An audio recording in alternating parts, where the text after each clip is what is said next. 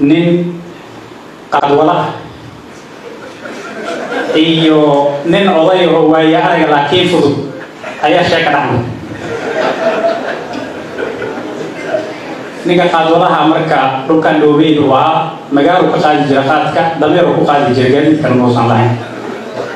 ayaantii damba rubday wuxuu geeyaa meel xoogaa jirto tuula oo qaadka loo jecel ninkii markii roobkii da'ay dameerkii uu qaadku u saarnaa dhiiqu ka galay roobkiina intuu kulli xaadsaday ayaa qaadkii iyo dameerkii wixii dhan isla qoyay marka waa dhaqaaqo dhowr maalin markii tuuladii qaadka laga jeclaa ka soo dhaca qaadkii ayaa dadkii macaamiisha u ahaa ninkii oo ku kaceen waxay yidhahdeen geed caajislooba oo wuxuu galaan la aragaa tahay waxaan raadsanaynaa cid kale oo aan ka rukumana qaadka oo xilli hore noo keenay ninkii odagaa marka tala ku caddaad wuxuu sameeyey marka taba u baahay wuxuu sameeyey dhibaatadan ku jirta uga bixi karta nin odaya oo waayaar waa la dhihi jiray oo odayaasha magaalada ka mid a laakiin dadka fudud ugu xanta ayuu intuu tago wuxuu yidhi talan gaara ninkii wuxuu yidhi hayba war soo dhow wixii uga sheekiyey qaadkuu dooni jiray dameerka inuu gaadiid ka haystay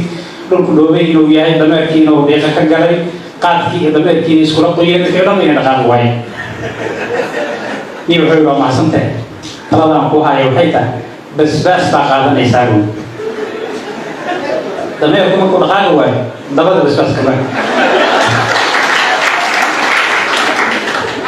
waa ordaahow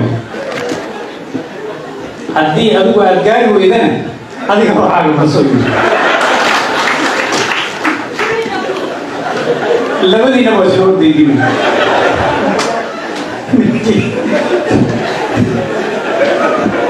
ninkii odaga ahaa basbaaskii oo dameerkii gadaal ka mariyey waa fakada dameerkii asaguna dareekana ma haynin wuxuu siri taladii ka qaadeen soo marsay ka daba tagta meelka labadoodii oo wada xiimaha magaaladii dhaafay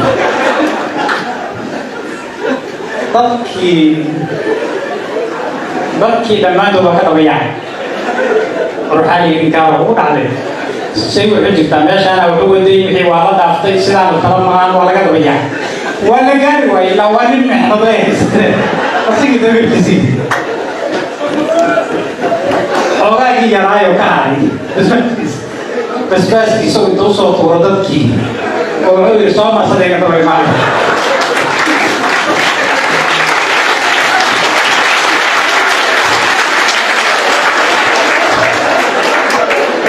waxaa caraba marka inaa idiin sheego waxay tahay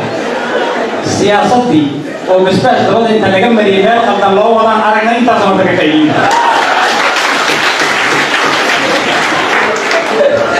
waxaan codsanaynaa marka inaan ala dhibsanin